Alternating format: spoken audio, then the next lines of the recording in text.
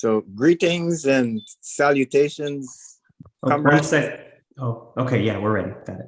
You ready? Okay. Well, greetings and salutations, comrades and friends. My name is Kwame Wilberg with Friends of the Congo, here with several other wonderful friends, family, the community. And we want to welcome you into this very important conversation commemorating the life and legacy of Baba Mangaliso Robert Sobukwe. So we have a wonderful lineup for you today. And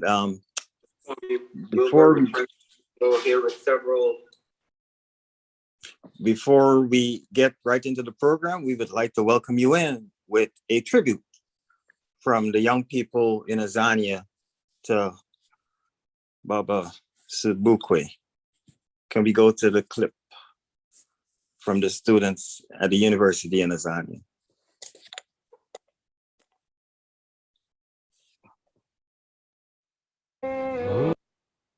Sobukwe, Sobukwe, Sobukwe, Utenina, Sekucheche, Sobukwe, Sobukwe, Sobukwe, Sobukwe, Sobukwe, Sobukwe,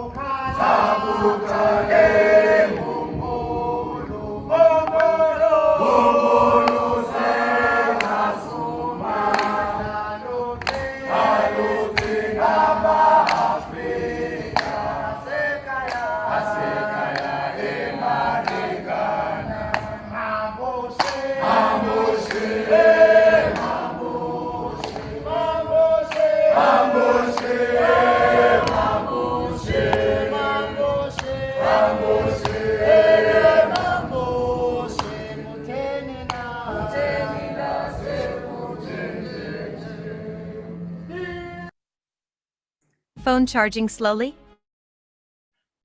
All right. Well, thank you. Brother Ode, we'll go to you, but before we do, just want to share this. The wheel of progress revolves relentlessly, and all the nations of the world take their turn at the field glass of human destiny. Africa will not retreat. Africa will not compromise. Africa will not relent. Africa will not equivocate, and she will be heard. Remember, Africa. Izweletu. Yeah, Africa. Yeah, Africa. Izweletu. Thank you. All Thank right. you very Thank much, you. comrades and friends. And I'm carrying my greetings from the occupied settler colonial state of South Africa, a envisaged socialist Tanzania. I'm carrying these greetings to you, comrades, and to all my brothers and sisters across the continent and the world. Today marks yet a milestone in the life and times of Robert Mangaliso Sobukwe. Today, it's the 90th birthday of this icon, a miracle to the world, but in particular, a miracle to the African people. But why is he a miracle to the world? It is because Africans and Africa is the essence of humanity. The theme of this conversation today, as we are welcoming all of you, is breaking the silence on Robert Mangaliso Sobukwe. Over the past many years, since Sobukwe was incarcerated in Robben Island and further incarcerated in Galeshewe in Kimberley, his memory overall, even in the post-apartheid South Africa, has been placed into the periphery. And this particular conversation seeks to equally uplift the memory of Robert Mangaliso Sobukwe. We appreciate the friends of the Congo. We appreciate the comrades of the All African People's Revolutionary Party. We appreciate all the organizers of this auspicious occasion to raise the memory of Robert Mangaliso. In the understanding of the global politics, like morality, Robert Mangaliso gives us and becomes an embodiment of a moral compass that is required into the social, cultural, and political world that we have seen. And on the basis of that, we in the Pan-Africanist Congress of Tanzania are grateful for this platform that has been made available by the comrades across the world, and also are saying that we must continue with the revolution. And the continuation of the revolution implies that we need to uplift the moral fiber of people like Robert Mangaliso Sobukwe. Lastly, I would also want to carry a message towards the Sobukwe family, whom has once again are celebrating the birthday of Prof. After they have lost one of their sons a few months ago. We are therefore thanking the family for the life of Robert Mangaliso Sobukwe, even beyond his grave. We are also thanking the family of the Sobukwes for continually uplifting the name of Robert Mangaliso Sobukwe, even though everybody else in the political, cultural, and societal discourse has tried to put him in the periphery. We thank this platform, and we are saying to the comrades across the world, Sobukwe is an epitome of progress. Sobukwe is an epitome of morality. Sobukwe is an epitome of principle. And Sobukwe is an epitome of international humanism. Thank you very much on behalf of the Pan-Africanist Congress of Tanzania and all the comrades, colleagues, and friends in Tanzania. Thank you, comrades. Isolate. Yeah, Africa. Yeah.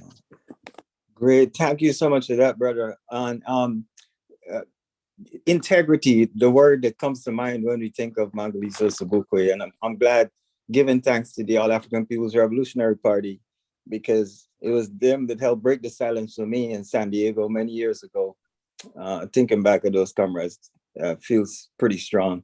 I'd like to go to another one of our comrades of equal integrity, a long-serving veteran of African people's liberation struggles, radio host, educator, seasoned campaigner. And so without further ado, I'd like to introduce our facilitator for today, Baba Basir Mchawi. You there, Baba? Yes, indeed. Asante Sana. Peace and blessings to all who are present. Brother OD, thank you for your presentation. I just want to first give a little history in regards to my involvement with the African liberation struggle, so you can see why I felt it was important for me to be here today. I got involved with the African Liberation Support Committee, which to me is the high point of Pan-African cooperation in regards to understanding the needs of African people around the world to go ahead and be liberated, to be free. The African Liberation Support Committee, which started in the early 1970s, was an organization designed specifically to support the struggles taking place on the African continent.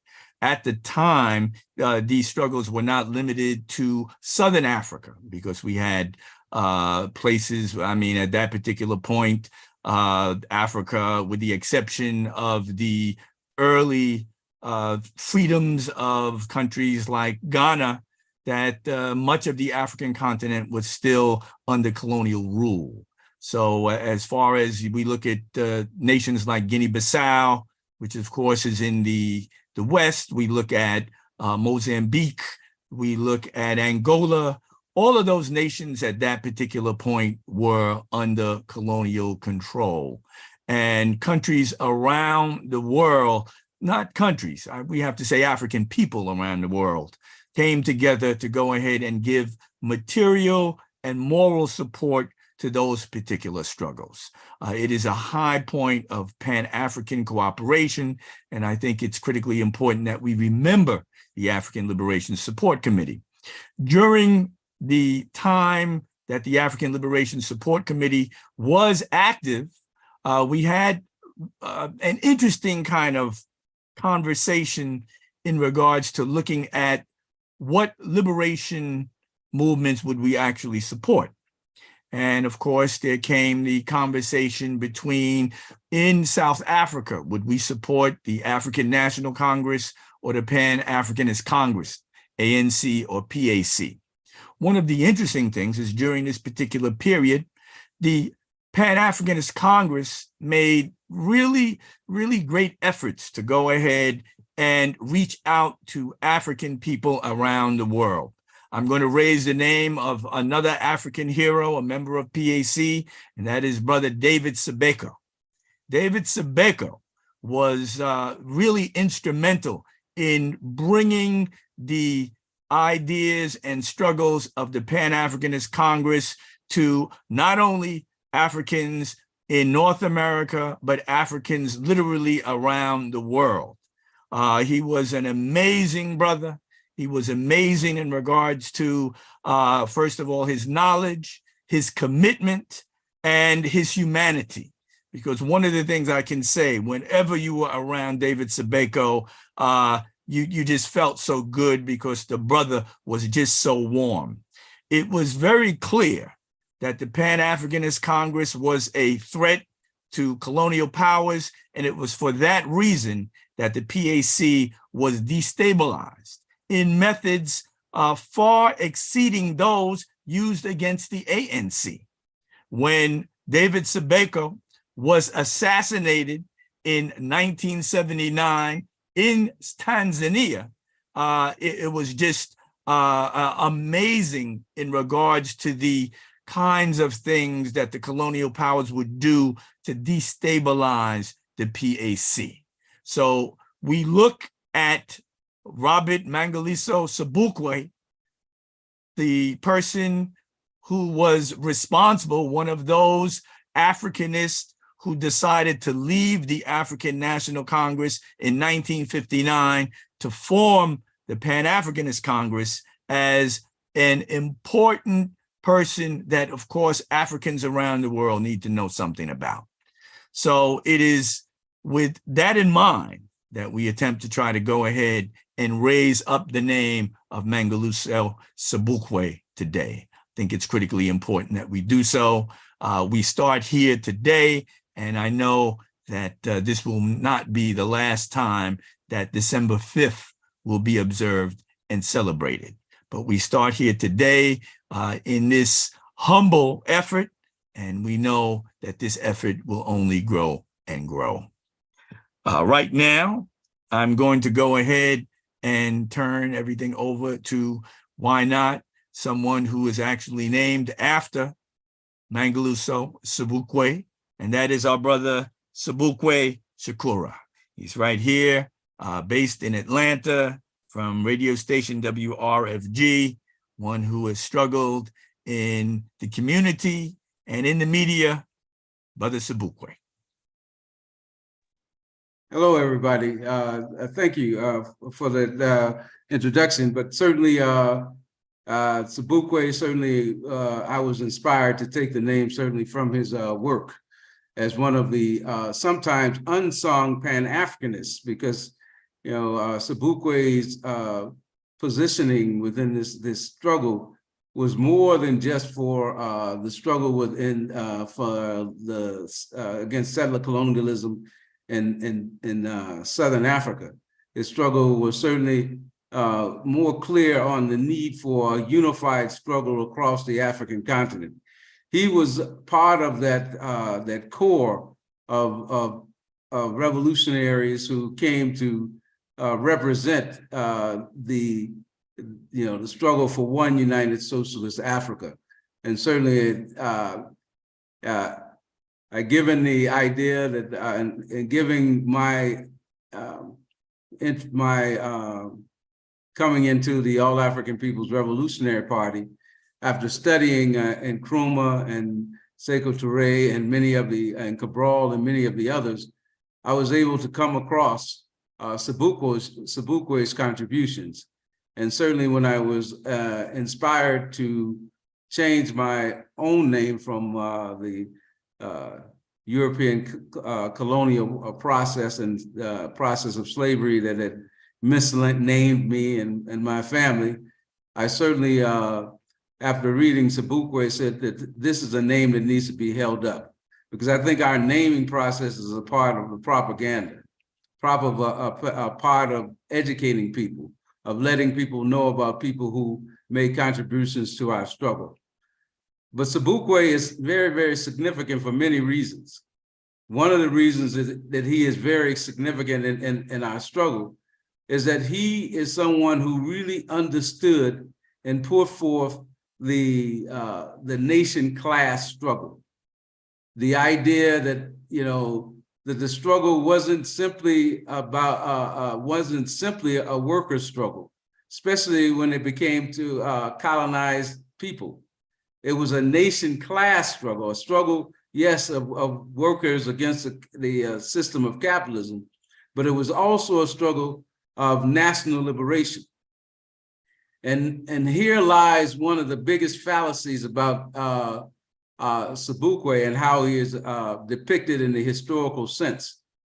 When the Communist Party in South Africa and other so-called communists are depicting him as an anti-communist and simply a nationalist, and at that trying to even not only call him a nationalist, but also try to make him seem like a narrow nationalist. He was certainly not either. He was a revolutionary who understood and dealt with the material conditions of African people, which made him make an analysis, a dialectical analysis of what was the difference between workers and the capitalist peripherals, the industrialized societies, and the conditions of the workers and the masses of people in a nation, in a colonized sense. He came to articulate that better, and articulate that better than the Communist Party South Africa at the time. It would be as ridiculous as saying, because he disagreed with the Communist Party assessment in the Communist Party, South Africa's Communist Party's assessment of the struggle as making him anti-communist or anti-socialist is ridiculous in many ways. It's like the assessment of George Padmore or others, those of us who grew up in the West, and our sometimes and many times disagreement with the Communist Party USA. And even now, many communist parties or political parties who call themselves socialist parties, who do not recognize still till this day, the question of settler colonialism. Settler colonialism has to be dealt with in a different way than simply a struggle against workers and capitalism. It has to be understood in the context of a land that is occupied, that has been stolen, and which is trying to erase the national identity of the people within that society. We see that in South Africa, Azania is only one example of that. Certainly we can see it in Palestine. We can see it in the South Sea Islands and in places like Australia and many other places. So what the significance of this comrade really clearly articulating settler colonialism, and that people could not simply be free in a settler colony if their land was not freed and given back to them, or given that they didn't have the benefits of their own resources, that they didn't have the benefit to uplift their society and to develop the society by using their own resources. It's the reason why today that Azania, when we talk about the alliance between the ANC and the Communist Party, South Africa, we have to be clear now that this alliance, even though the ANC is certainly not socialist, certainly not compelling the country to get rid of the capitalist system, it also is not compelling the society to end settler colonialism. And it's only in that context that we can understand the current struggle within Azania to reclaim the resources of the country for the masses of the people. And it's this legacy, this understanding, this projection, this revolutionary analysis that's far separated the Robert Sobukwe and certainly the Pan-Africanist Congress of Azania, and later ZAPO, from both the Communist Party South Africa and the ANC, in the sense that its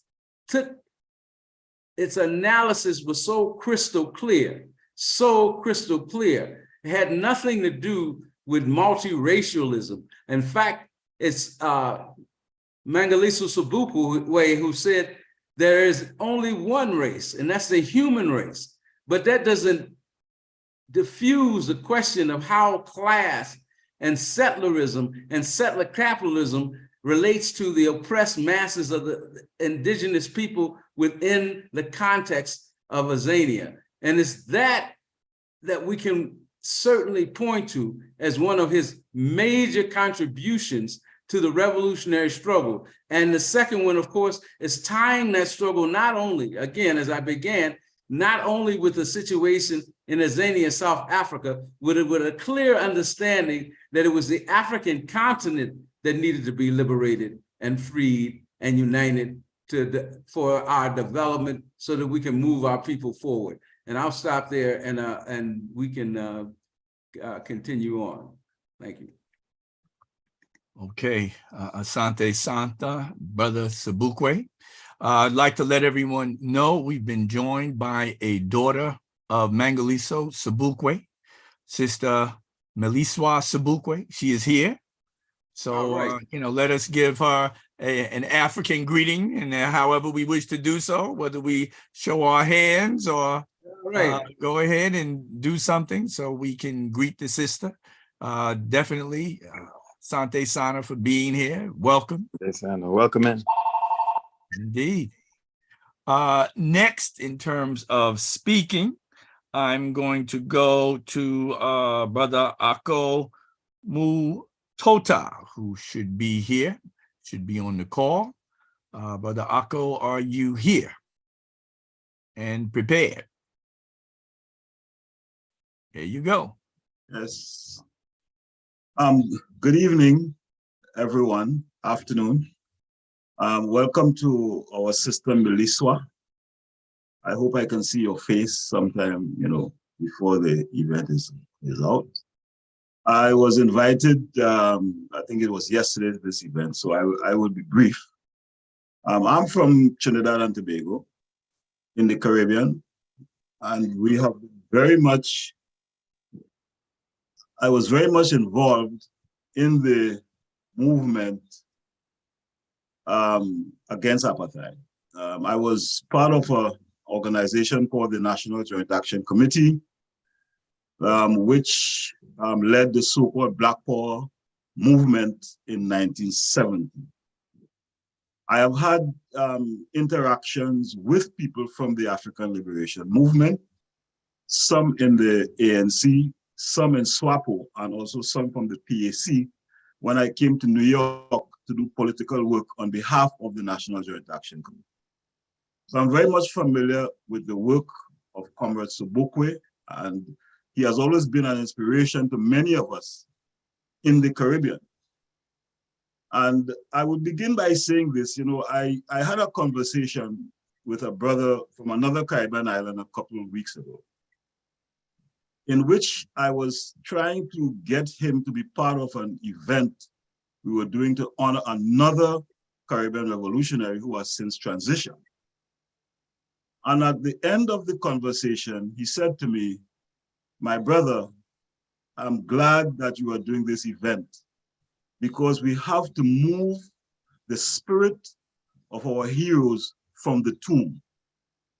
He said, "We have buried their bodies, and it seems that we have buried their spirits in the tomb." And I think this event here should be an attempt to rekindle and remove from the tomb the spirit of Comrade Sobukwe. The African continent, South Africa, to quote Haile Gerima, it seems as if a madness has taken over the leadership of Africa. The kinds of decisions that are being made, the total betrayal of the aspirations of the people of Africa, the inconsistencies, the downright sellout, it seems as if we have lost our collective minds. And at times like these, it is important that we invoke the spirits of those revolutionaries who have stayed consistent and true to the cause. When you read the life of Comrade Sobukwe, you realize that he stayed the course. He was true to the cause. And it's something I've learned in the course of my life, that any African leader who you see the West promotes, you have to be very careful about. All our great leaders who have stood in the interest of our people, the West either silenced them, marginalized them, or in the worst cases, killed them. And that is just the pure historical reality. And so the life and works of Comrade Sobukwe in his own country, I know, have been marginalized. And there have been attempts to bury his spirit with his body. And so today, this discussion, small as it may be, is an attempt and should be an attempt to rekindle the revolutionary, radical and transformational spirit of Comrade Robert Sobukwe. I thank you very much for being part of this event. It's been Asante Sana, Brother Akko. In terms of what Brother Sobukwe here was saying, you know, it's interesting as we look at the question of communism and European theory. I think that Baba Julius Nyerere, when he went ahead and wrote Uhuru na Ujamaa, he talked about a system of economics that was an African system. In Swahili, the word is Ujamaa, which essentially means familyhood. Many of you may know it as one of the principles associated with Kwanzaa, the Nguzo Saba, collective work and responsibility. But when we look at that particular term and how Baba Nyerere used it, it was in regards to the idea that Africans had their own economic theory and economic systems. And it was not necessary for us to go ahead and depend on European theory. We have a quite interesting situation developing in Haiti currently, where we have one group who is using European theory and saying that the gang movement in Haiti currently represents what they consider to be the lumpen proletariat, and that this particular group is the potential revolutionary group in Haiti.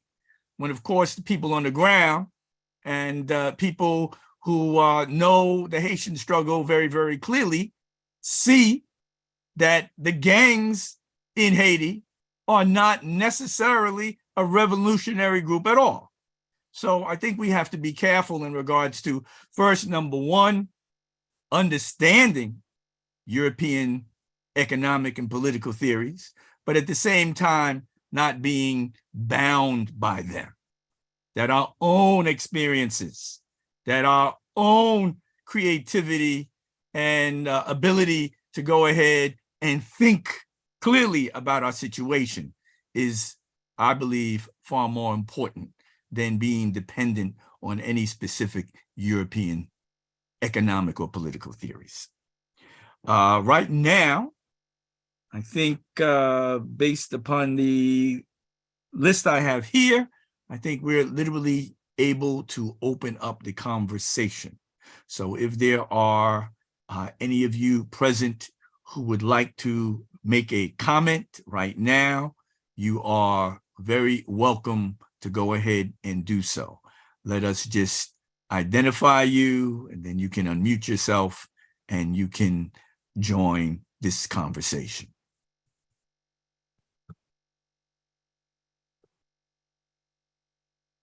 Anyone?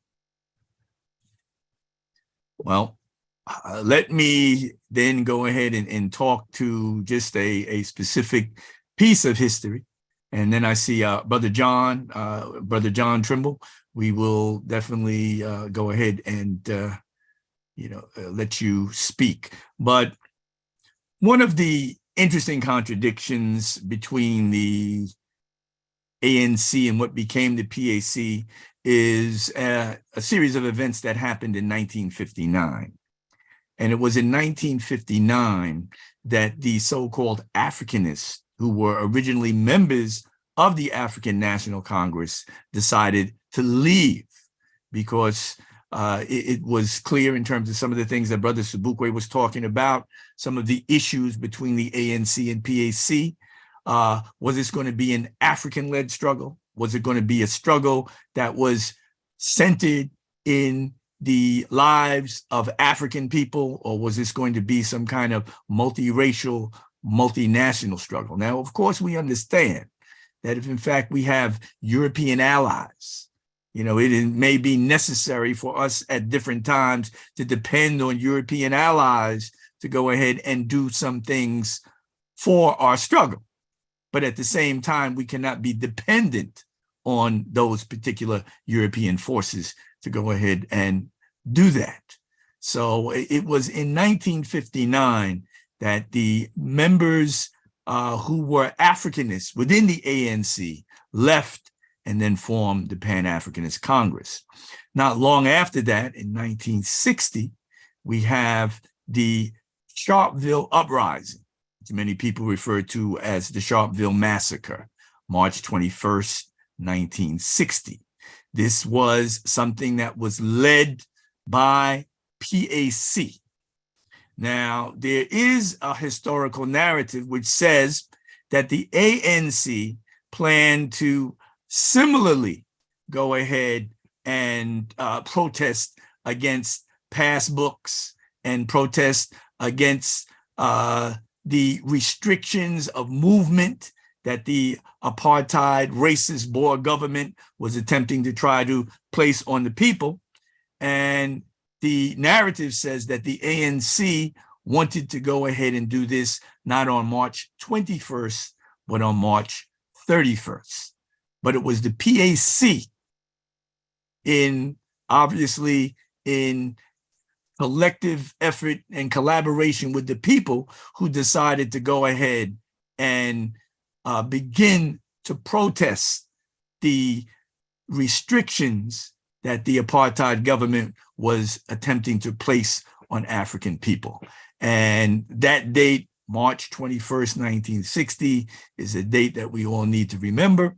And it is a date that people actually observe, especially in South Africa, but around the world, because for many people, it is the beginning of the modern African liberation struggle in South Africa.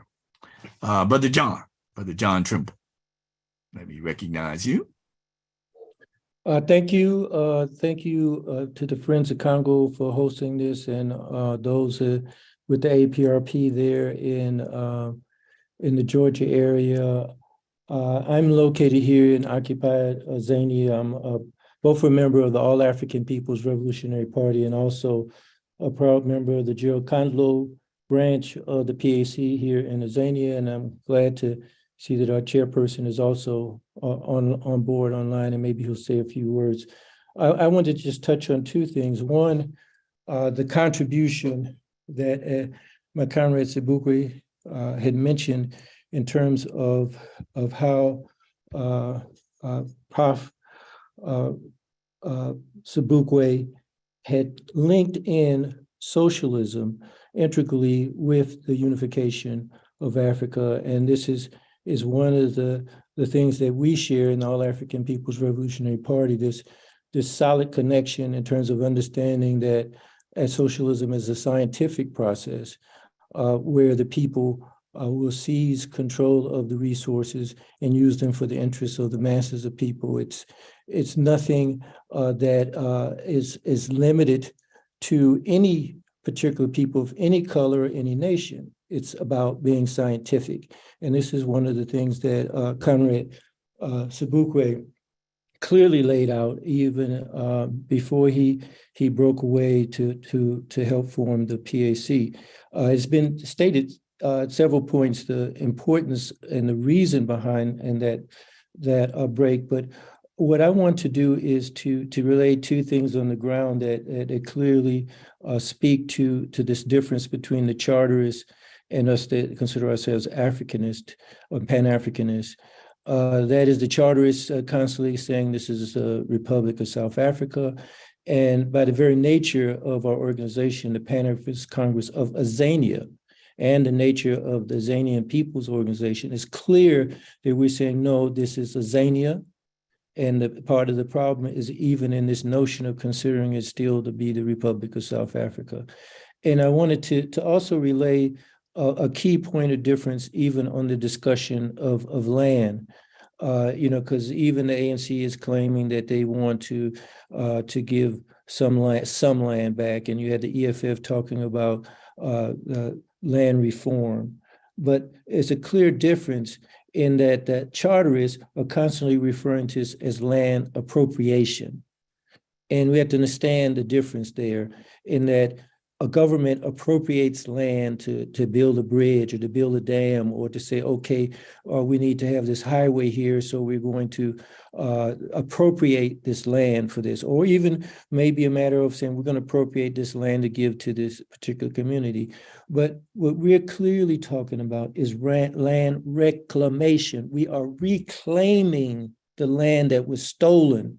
And this is an important point because too much of the discussion and the dialogue that's taking place is arguing it as if it's a question of appropriation. No, we have to clearly understand across Africa and the diaspora that the struggle is for land reclamation. And this is the struggle that Conrad in Kenya now with the APRP, Conrad Sobukwe pointed out, that we share with other indigenous peoples. Palestine is about land reclamation. New Zealand was called Australia now. These are our settler colonies, and the question is the indigenous people reclaiming the land. Just as in the Americas, where the indigenous people have been displaced, it must be an issue for all justice-loving people to raise the banner of land reclamation. Thank you. Asante Sana, Brother John, for your comments. Next up, we have Brother Petna. Brother Petna is here, I believe. Oh, I'll try to come live.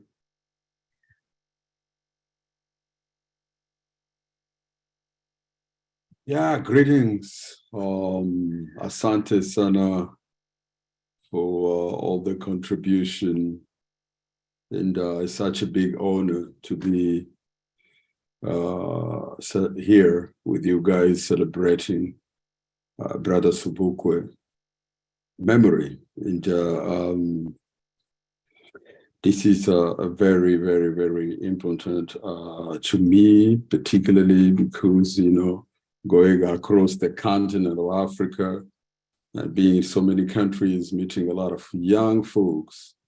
And when the name of Sobukwe is mentioned, it's like nobody knows what I'm talking about. And it is very alarming to see that happening on a continent. And having this kind of gathering is very important in a way that the question is being raised again of why Brother Sobukwe memory and legacy, it is not as much as known as it's supposed to be regarding his contribution to the liberation of the mind of folks from the continent. Really interested about this question, and I always wonder with kind of forums that we're having right now, the question itself, if we get a moment to think about a question of why the legacy of Sobukwe, it's been like the word is silenced and not being as recognized as it's supposed to be. So that question itself, for me, it is very problematic in a way that I think there are other possibilities of thinking on how do we revive those memories, especially that today we're talking about the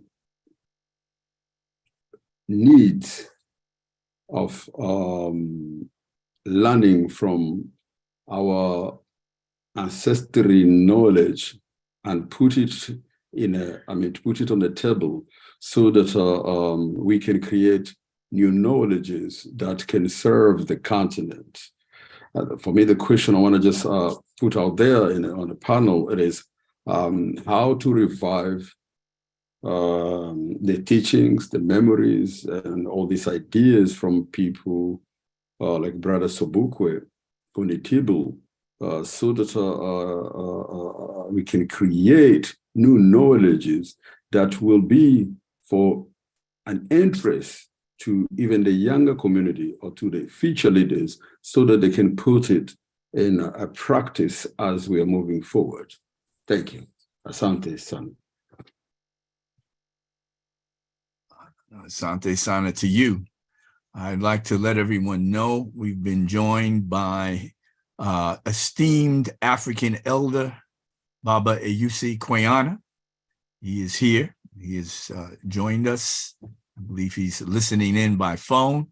Baba Eyusi, if you have any words that you would like to share with us, we would be happy to hear from you. Very much, moderator. Baba Eyusi, is that you? Hello? Yes. Are you hearing me? Yes. Volume is a little low.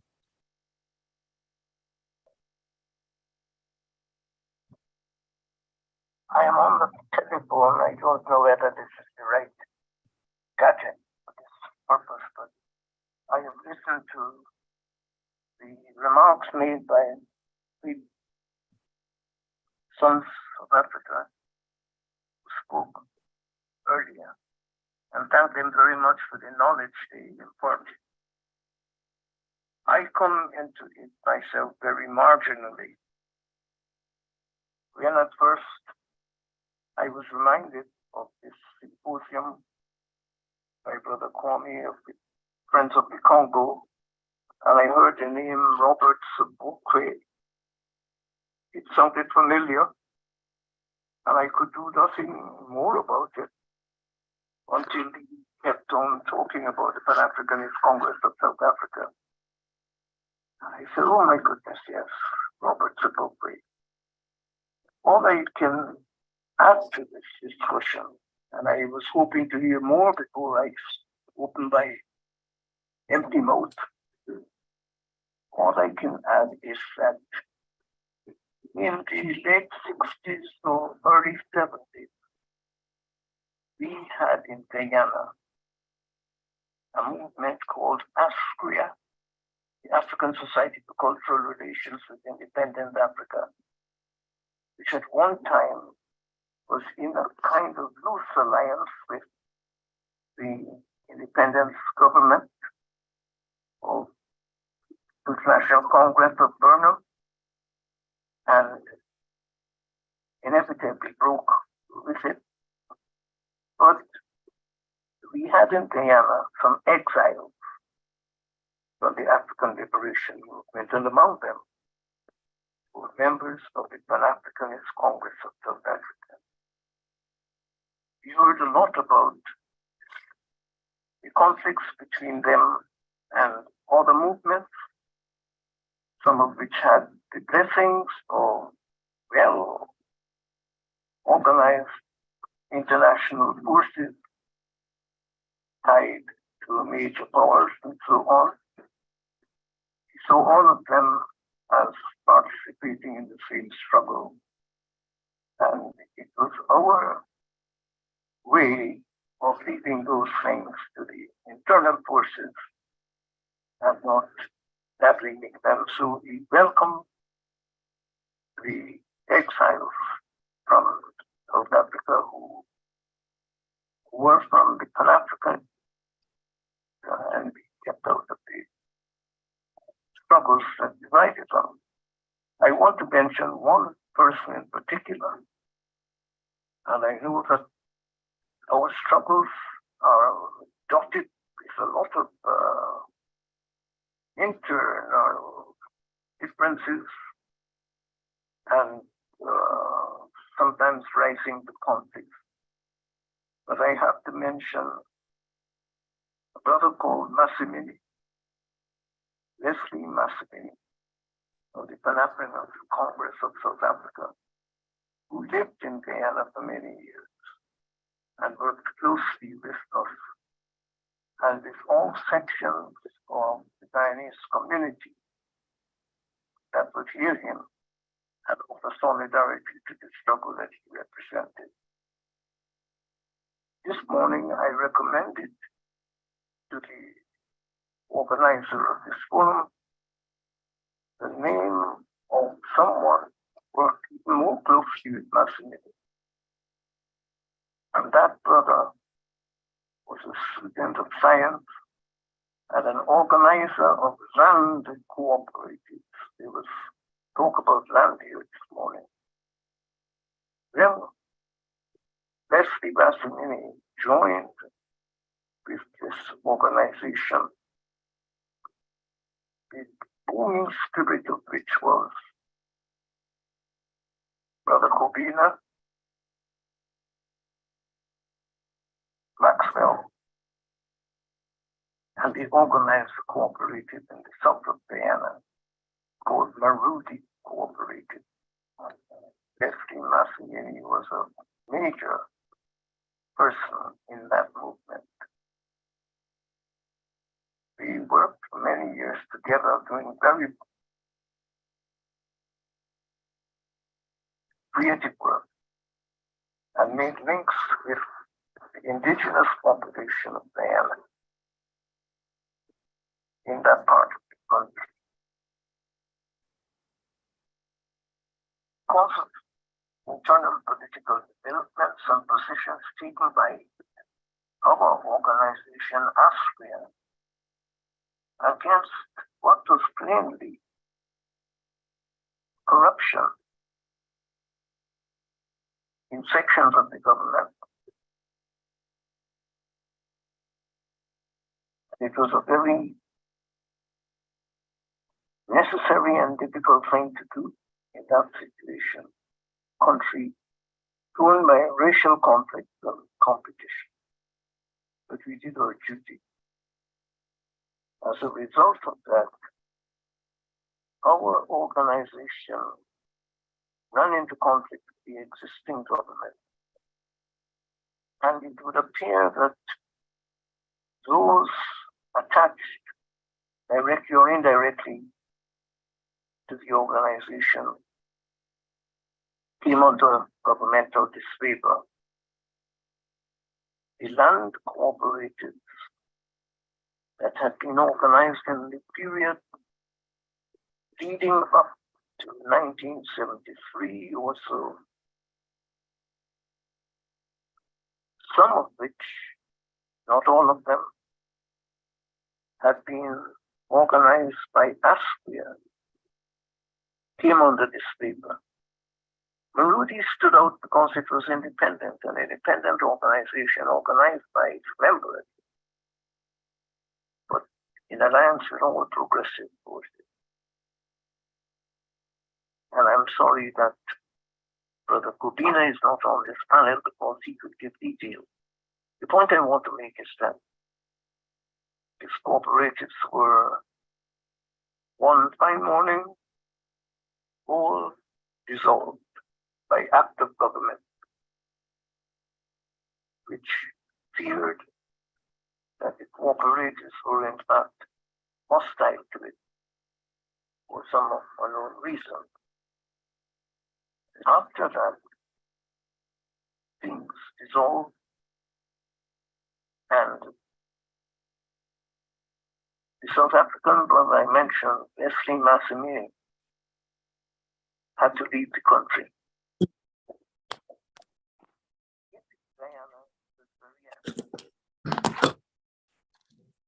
Was very active in Africa himself.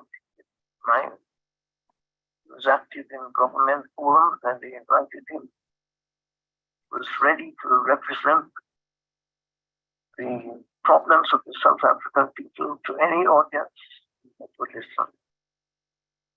But he had to leave Guyana under circumstances I am not clear about. Marudi was also one of these dissolved, the land taken back by the government, and we lost touch with Brother Massimini. But when I spoke to Brother Kobina this morning, asking whether he would join the panel, he is one who had had another meeting with Massimini outside of Guyana. I, having come to this country on visits and so on, the Working People's Alliance. After 1986, we did many efforts to locate Brother Massimili. I heard at one time that he was in the embassy of Lesotho as a very mature and informed son of the soil. But my inquiries came at a time when he was not there. This morning,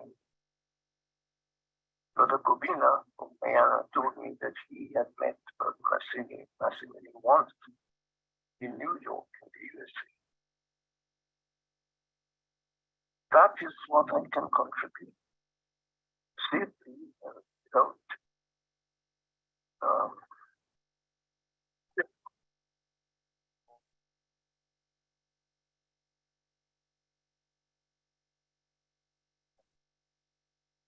Baba, you see, I think we've lost your audio. We can't hear you.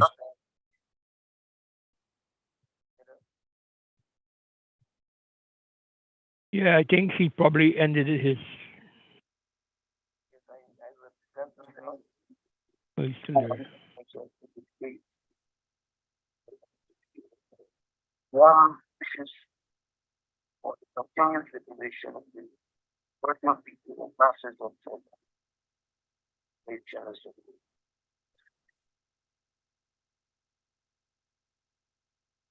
Okay. I think that ends Baba Ayuse Koyana's presentation.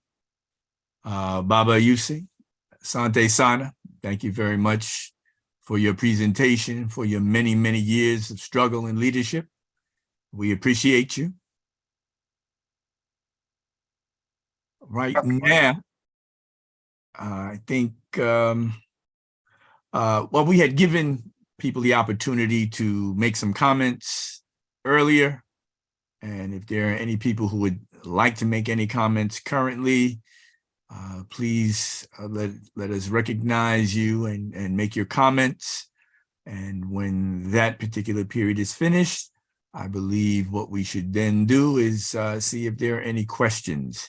There's at least one question raised in the chat by, I believe this is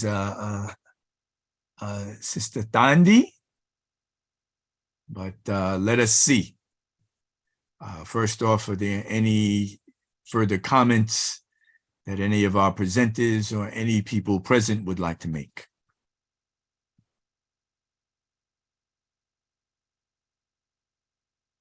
Yes, I would just like to add that in reference to Baba Koyana's statements, that I'm the person he was referring to. I was only able to join the link up rather late in the proceedings. So I'm just listening in at the moment. Thank you. And thank you. Do we have any other comments? And let us open up for questions before we end.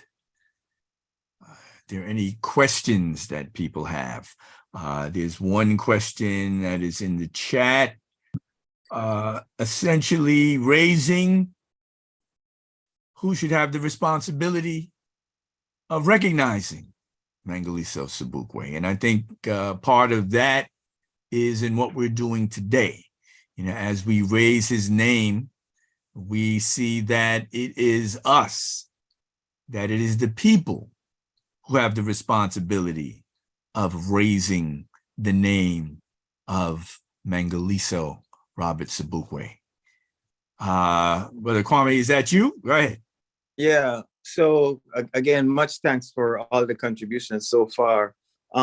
And I was just gonna ask, it was so wonderful to see the young people at the university lifting up Baba Sobukwe's name. I was just wondering if folks could share from what's on the ground, give some more insight into how the youths in Azania are engaged in this responsibility to lift up Sobukwe's work, and just another point is, again, speaking here from another occupied territory here in Atlanta, Georgia, the start of the Trail of Tears, well aware of these issues with the land. So, yeah, I'd like to hear some more about the young people in Azania and the legacy of Mangaliso Sobukwe. Is anyone prepared to go ahead and speak to what the youth of Azania are currently doing in regards to remembering Baba Mangaliso Sobukwe? I think if we go back and look at history, we see that the youth of Azania, whether it was the Black consciousness movement, which was essentially a movement of young people, whether it was the Soweto uprising, that it is the young people of Azania who have really been at the forefront of many of the major points of struggle in the liberation of South Africa. And we, of course, hope that that continues. Now, one of the issues, and this is an issue deeply embedded in the mindset of the African National Congress. I remember at the moment of liberation, there was some discussions going on in terms of what was the nature of the education system that would be needed to thrust South Africa into the future. And it was quite interesting because the ANC people were saying we needed, or they needed, a non-racial education. Now think about this. Coming out of apartheid, for years and years, in a 2- and 3-tiered educational system, one in which the young people had to go ahead and actually revolt because they did not want to learn Afrikaner as a language. They did not want to learn Afrikaans. They would not want to learn the language of the oppressor and use it in school. The question is, how do you have a non-racial education in regards to a time when the people are finally being given some kind of semblance of democratic rights? All right, and I believe that this is part of the problem that South Africa is currently faced with.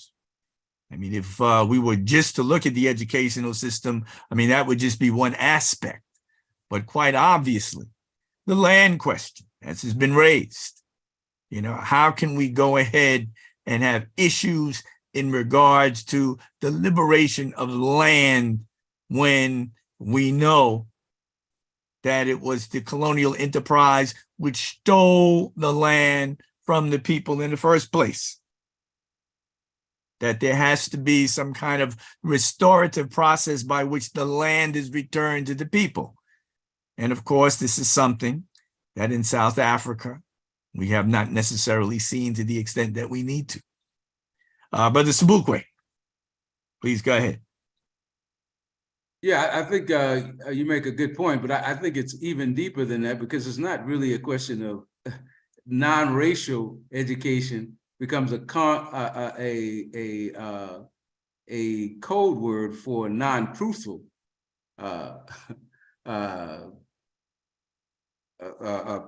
presenting of history, a history from the standpoint of the oppressor instead of a history told from the standpoint of the oppressed and those who were dispossessed of their land and their resources. Because if you tell that history, you don't really the question of who the settlers are and who the indigenous people are will come out. Then it's not even a question of race; it's a question of the reality of who the settler colonial class were in the country.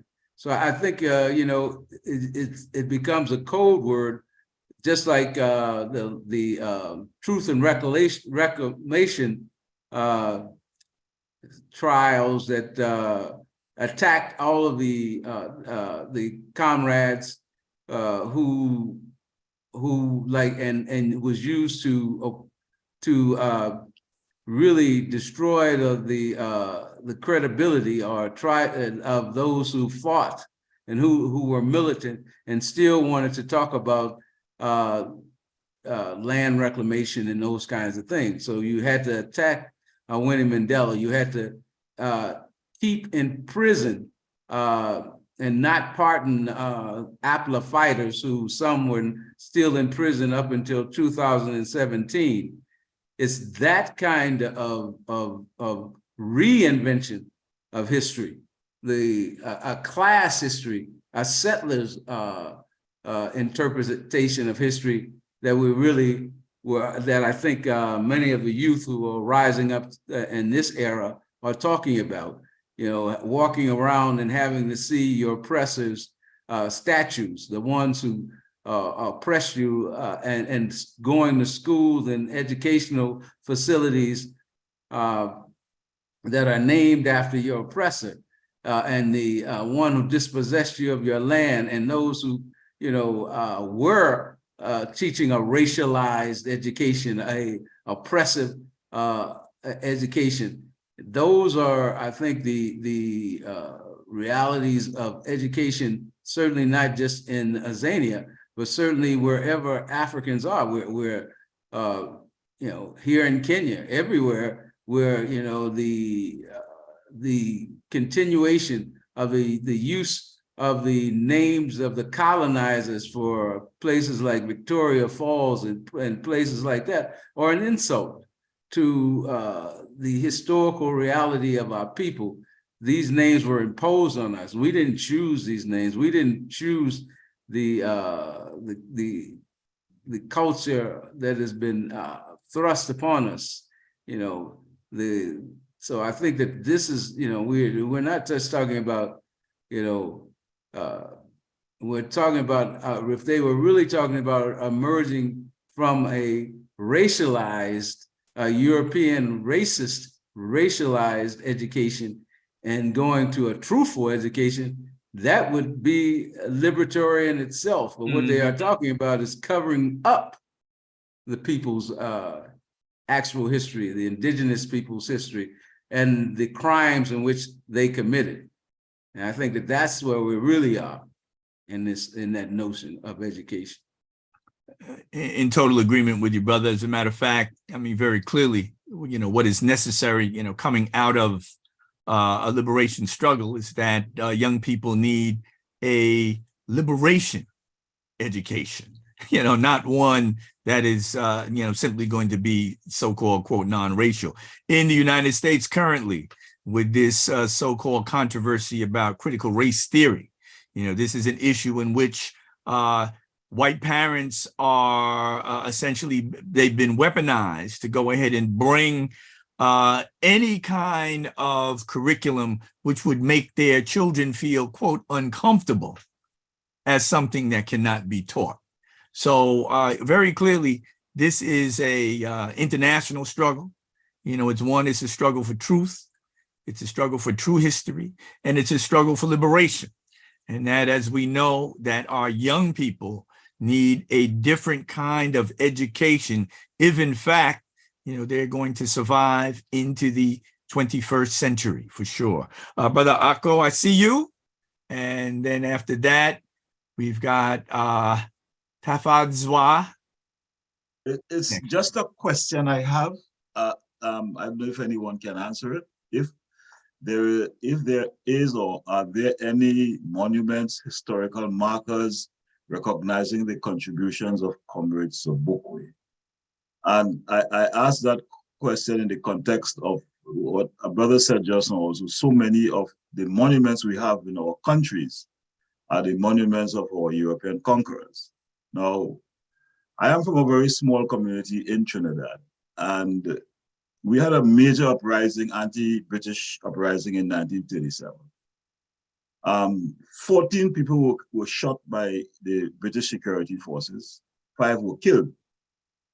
And that was buried for well over, 60 years. And once we discovered it, some colleagues and I, we raised money and we are in the process of installing a historical marker in the memory of those comrades who died and who were injured.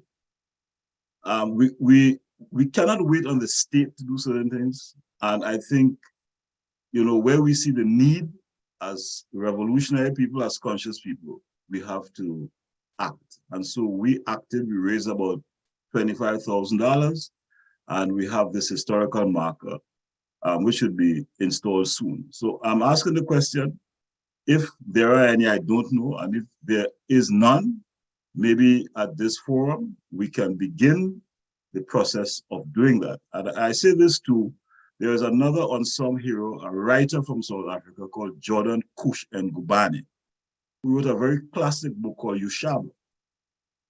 And I wanted to republish that book because of its importance to the revolutionary movement, especially in the Caribbean elsewhere. And the publisher is a very old man, old white guy. And he said, look, I will give you the rights to this book if you will put a marker on the grave of Jordan, because there is none.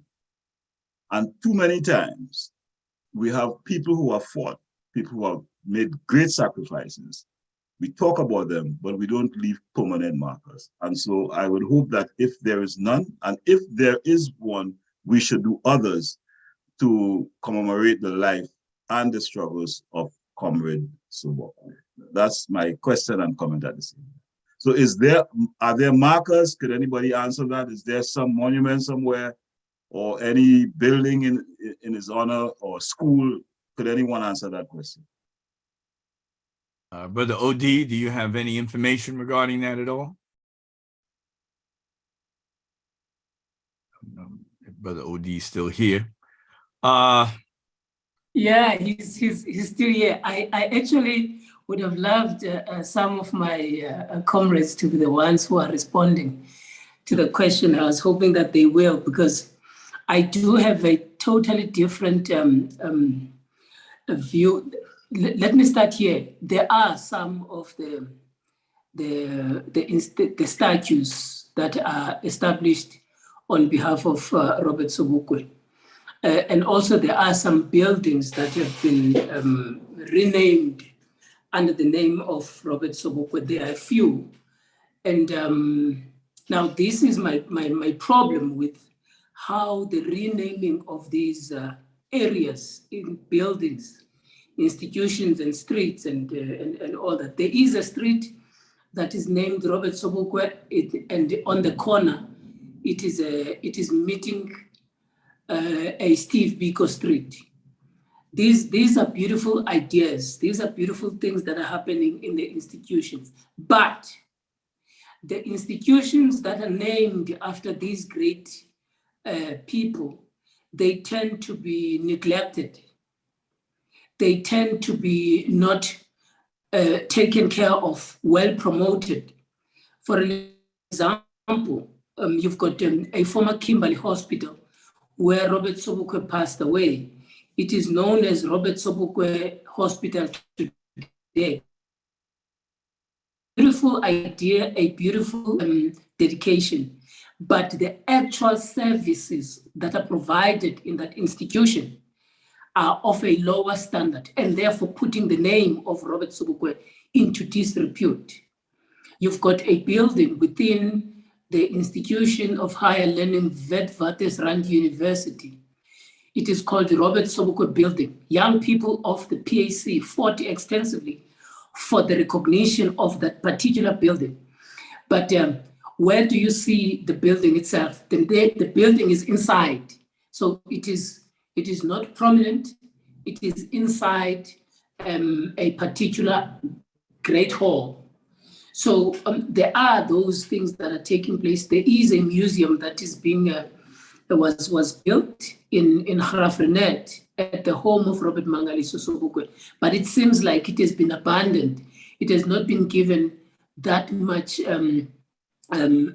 effort to ensure that it provides a greater reflection of who Robert Mangaliso Sobukwe was. So for me, these renamings, installations, buildings and heritages, if they are established or they are not run and managed by people who have got greater sense of Robert Sobukwe, the renaming itself becomes not such an important thing because they tend to be neglected at the end of the day. Now, lastly, there is in the chat box, I was speaking about the Robert Sobukwe Trust. It has been established more than 10 years ago. And this is a good vehicle for a public memory of Robert Sobukwe. But it has been stifled financially, whereas other foundations or other trusts that are celebrating other so-called heroes, they do get these benefits. So in relation to the comrade from Trinidad and Tobago, or in the islands there, we really need as revolutionaries to come up together also, assist such programs as it is happening with the Robert Sobukwe Trust, raise funds to ensure that the memory of Robert Sobukwe is being memorialized by people who've got the best interest of that particular memory. Because it's one thing to raise the name, it's one thing to rename the building, it's one thing to rename the street, but the very same street is full of prostitutes. It's one thing to rename the hospital, but the hospital can't even provide a basic necessity of a painkiller. So they are, but they've got those dynamic problems which one would say they are happening. It's a good thing that there's renamings, but sometimes I feel like they lift up the name to throw it into the mud. I hope I was able to give a better sense to that question. Thanks. If I may respond, brother, yes. It is the same thing here in the US. Any place that is named after Martin Luther King is usually a ghetto. It is deliberate. Okay. You can know the ghetto in the US by just going to any Martin Luther King district. It is deliberate. And so this is why we have to be active. Like, for example, the point you made is correct. Beside the marker we put up 6 other markers, right? In collaboration with the local government there.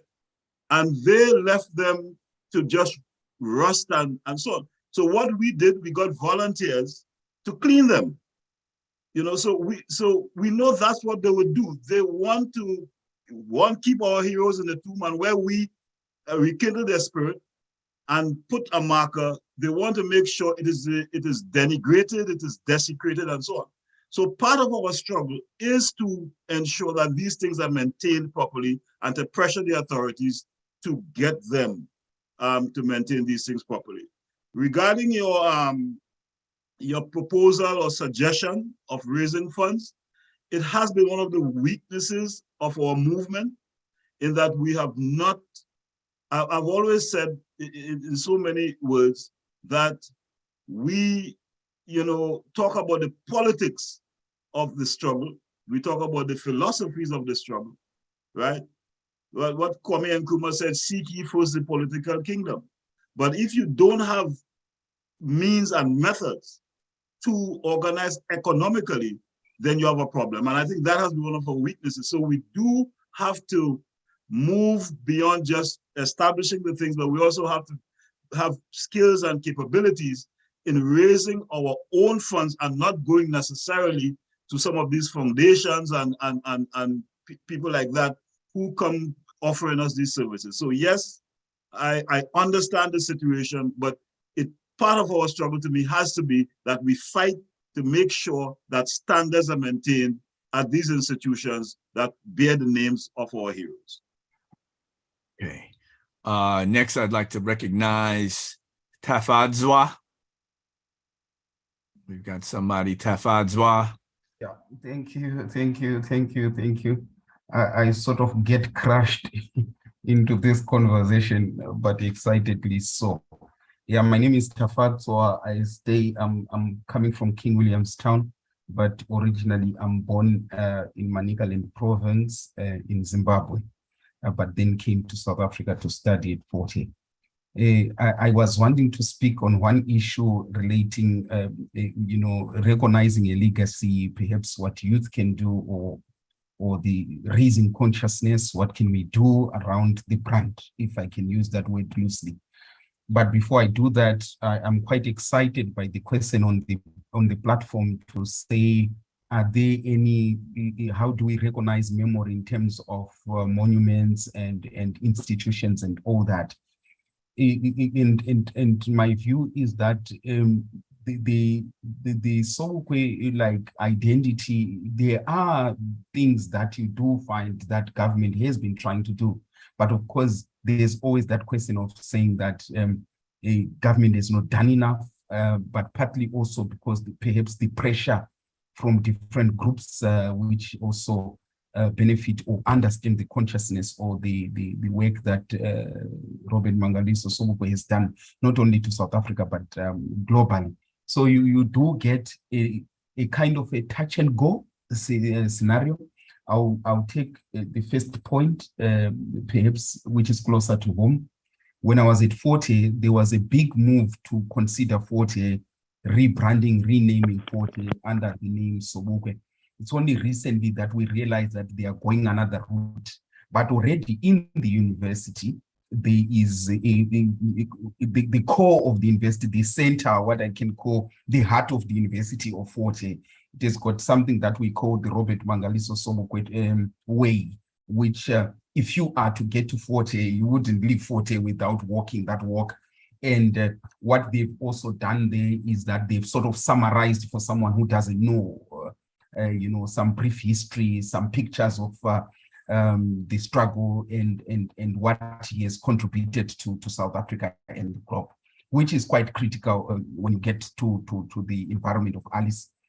There are also other works that may not necessarily mean a monument, but the Sobukwe Memorial Lecture is quite something that is, I've attended several, and it's something that is a significant milestone for remembrance and memory. But I recognize the previous speakers to say perhaps the state may need to be pushed more by some level of activism in order to recognize such a giant history. But I also view now that the existence of the Sobukwe Trust is going to be a catalytic factor in placing the Sobukwe identity and name and what it represents in different areas. Of course, I know of hospitals that have got I think a hospital in the Northern Cape. There are pointers that have been put across that the name is not dead. But what for me, it's not just the name. I think it's the name and the consciousness, putting a monument and then building the correct consciousness so that what it represents is communicated. So I was just adding to the conversation that started, and I wish we can close it. It just remains on the table to say, how can we remember more? How can we continue more to advance the frontier of thinking that is represented by the Sobukwe identity? Now, in terms of youth, I want to start with perhaps a statement that is a bit problematic, but I'm just going to say it, to say generally, I consider that to some extent, there's some level of bankruptcy in conceptual thinking, critical thinking as a whole, before we even get to Pan-Africanism, before we even get to then rally, capital such as what the Sobukwe identity is given to the present and the future. There's a lot of disconnect, I think the struggles of today, perhaps people are not understanding that they can still rely on the tools and mechanisms that were presented by different thinkers and founding fathers in South Africa, in Africa as a whole.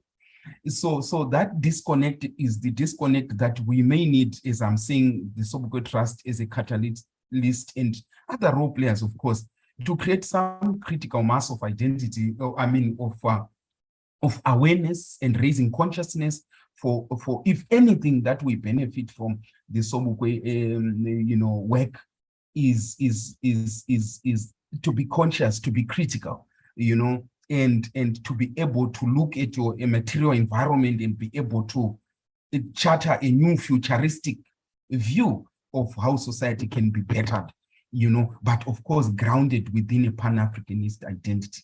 Now, here's one thing that I saw, or I got experience to.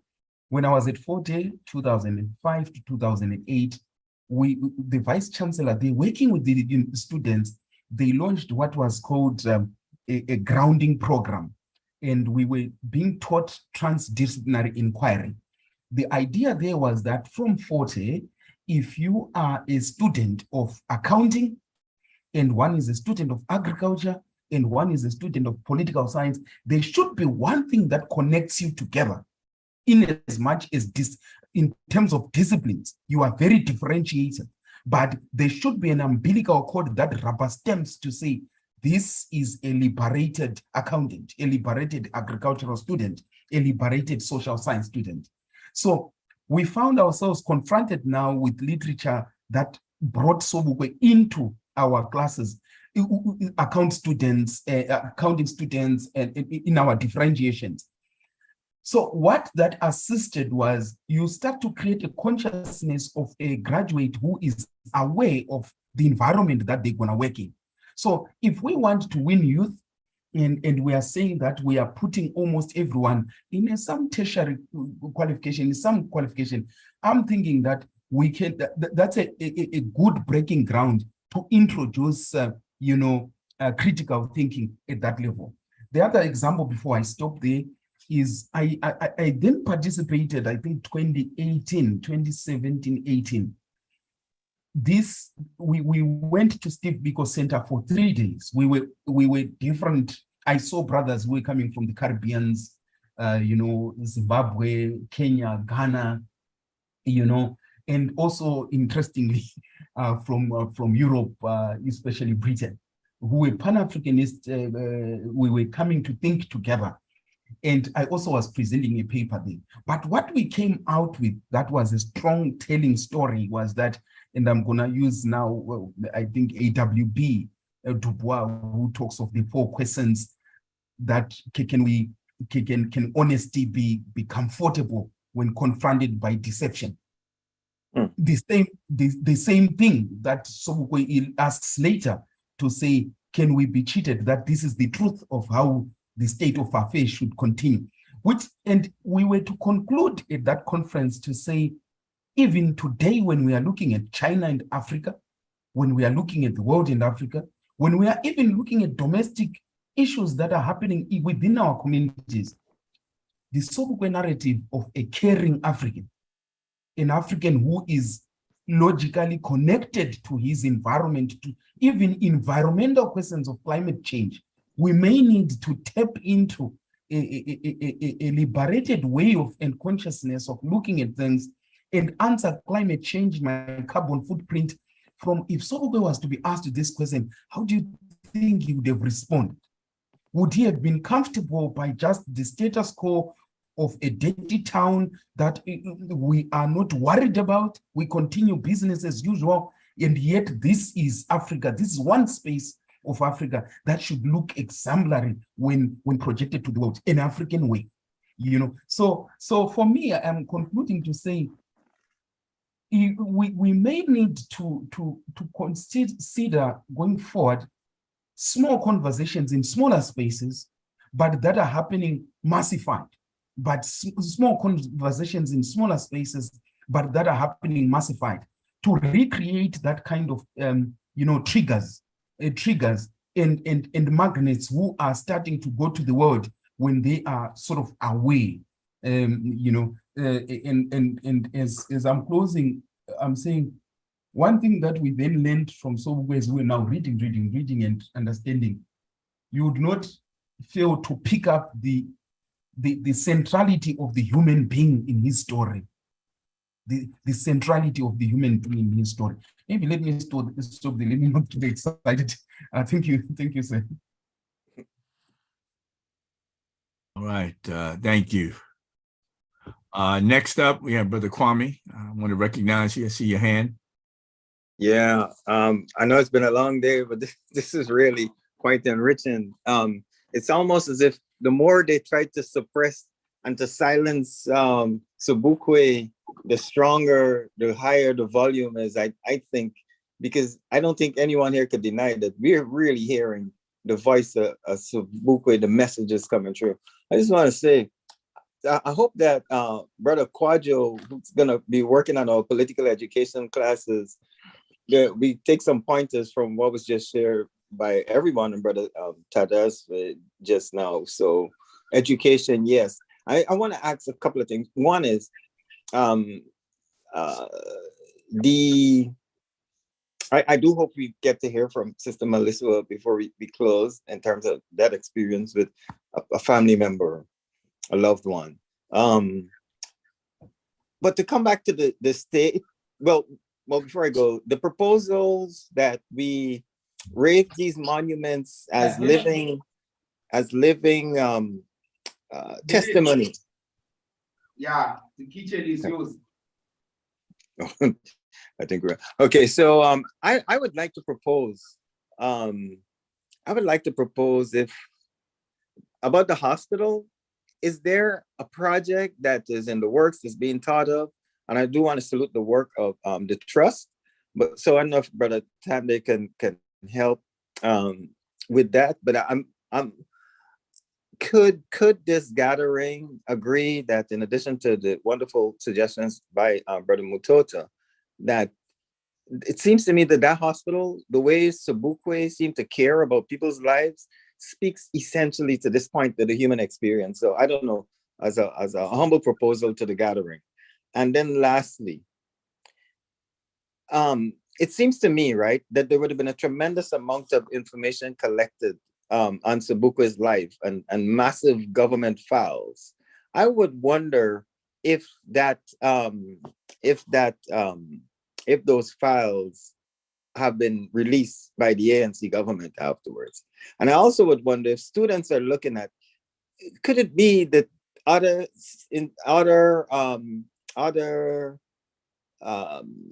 intelligence services might have been monitoring Sobukwe?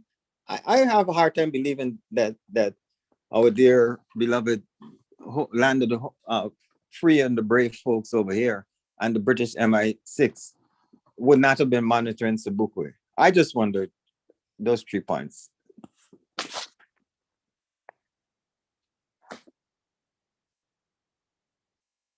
Okay. Yeah, I don't know if we're set up to get answers to all 3 points right now, but definitely, I think that the best way to move forward is to first see when we can come back together. I think that's critical. I mean, too often, we have forums or whatever, and it's a single shot and then it's over and done. So I think the first thing that we should agree upon is that we want to come back together again. And I think at that particular point, we can address those issues that Brother Kwame raises, and we can literally, between now and the time that we come back, develop some specific strategies to go ahead and provide our own solutions. And I think that's the most, I think, efficient way to handle this at this time. Brother Bashir, one question to the brother who mentioned the trust. Where is the trust located, and what are some of the obstacles? That's my question. What are some of the obstacles the trust has? Because it says in the chat that the trust is stifled, or I don't want to misquote, but have challenges based on people trying to not let it fully realize its potential. So where is the trust located, and what are some of these challenges the trust have?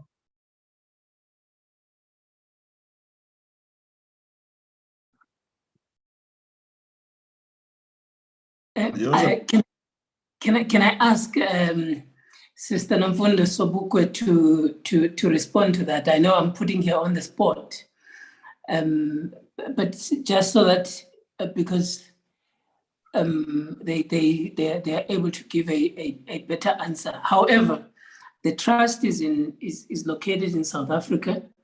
The trust is in Graaff-Reinet. at home where the home of Robert Mangaliso Sobukwe. And I know for sure that at some instances, there has been challenges in relation to the finances to promote the work of the trust. But I've seen the work of the trust from a distance. I just get the second-hand information. Hence, I was asking if Sister Namfundo would be able to, or anybody else from the side of the family can be able to just give a glimpse of those challenges.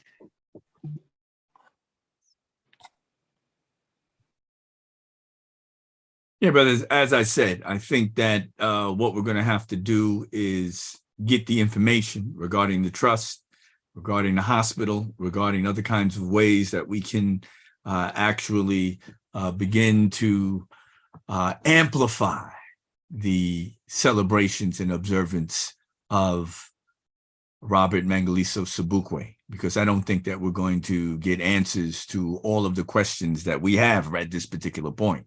So I think that if in fact we determine that we will come back together, we can then get the information that we need to address the things that Brother Kwame brought up, and also, for instance, some of the issues brought up by some of the other presenters and speakers, including Brother Tafad Zwa.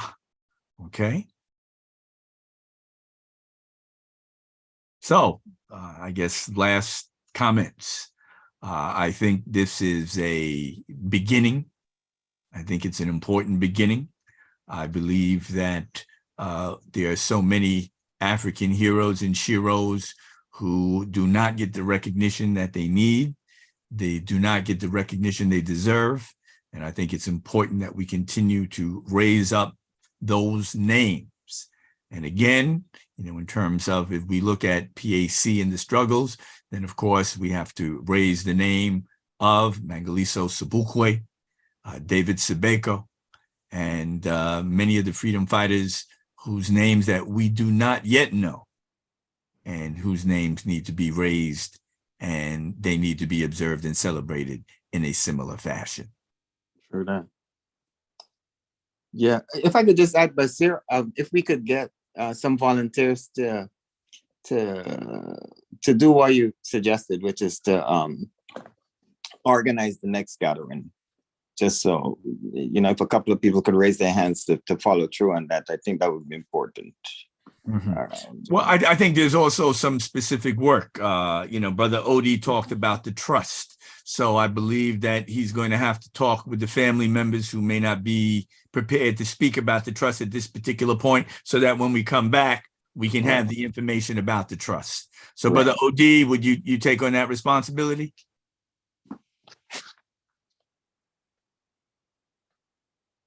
Okay, he's got his thumb up. All right, so Brother Odie will take the responsibility in regards to finding out more about the Sobukwe Trust and its current status. Then I guess there's the issue in terms of the other institutions. We've talked about the hospital. We've also talked about, there was Gabby was talking about a museum. So we need further information about the hospital and the museum. Is anybody in a position to go ahead and get that particular information so it can be presented at the next session?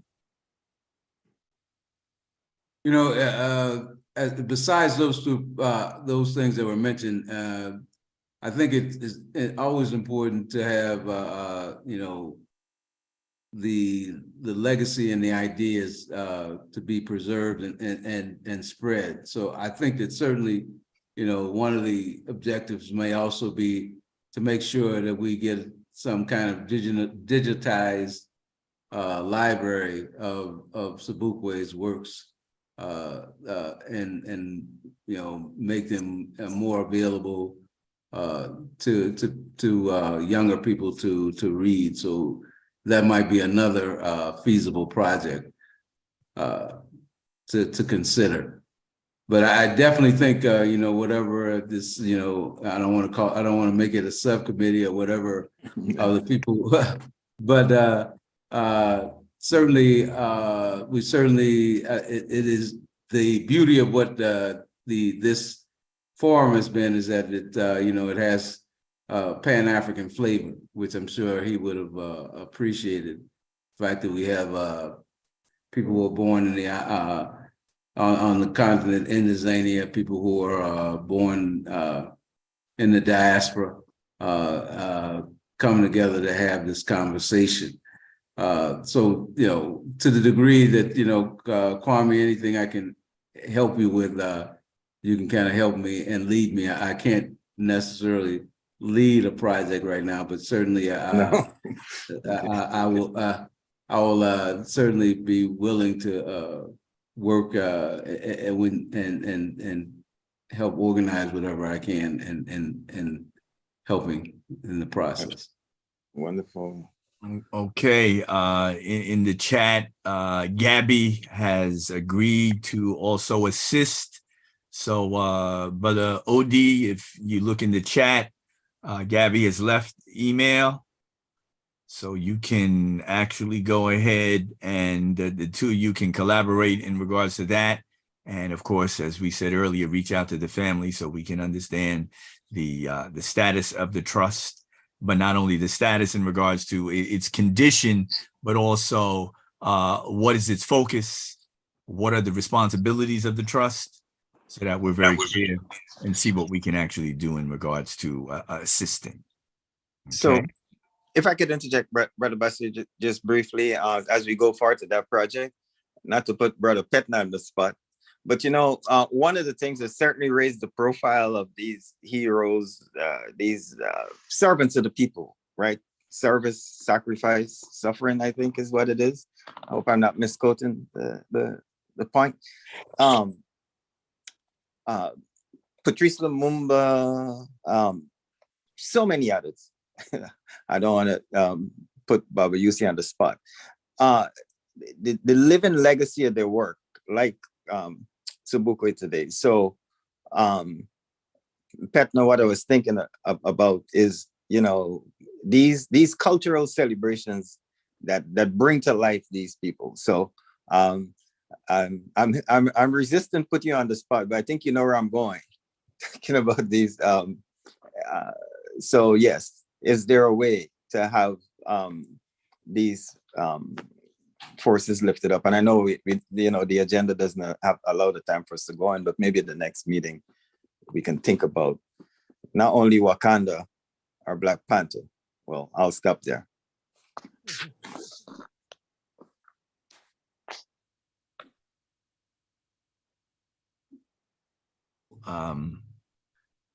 You know, number one, we have agreed to come back together.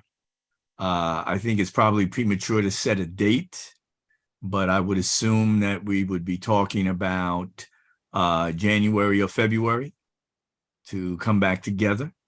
That, you know, everyone who's here, we should be able to communicate with. I don't know if we've got everyone's email addresses, but if in fact you leave them in the chat, then we would be able to communicate with you directly, and you would become the base of whatever organizational thrust that we continue after this initial meeting. All right, so please leave your email addresses. I mean, some we do have, others we may not. So if you leave your email address, we can make sure that we can reach out to you as we prepare for our next session. You know, we can think about what we want to call ourselves or whatever, but this again is something that, you know, we'll do when we come back together. But the seed is definitely planted, and no better way to go ahead and celebrate Mangaliso Robert Sobukwe than to actually become active and do some liberation work, because that ultimately, of course, is what Baba Sobukwe went ahead and dedicated his life to. So I think we're on the right path. Salutations to Mama Sobukwe.